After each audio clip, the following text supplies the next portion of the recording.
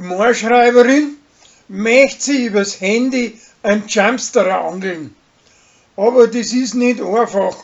Und schließlich stellt sie außer, dass er nix als wie ein Obst isst.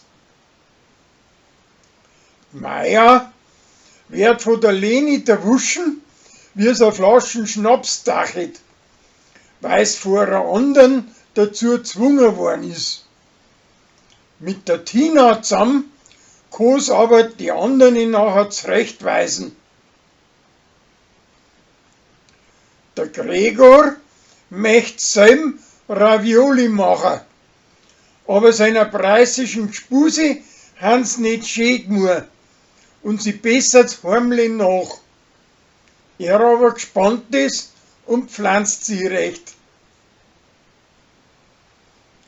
Der preußische Autodieb mag nicht zur Wahl gehen, aber nachher machen die am Leid klar, wie wichtig das ist.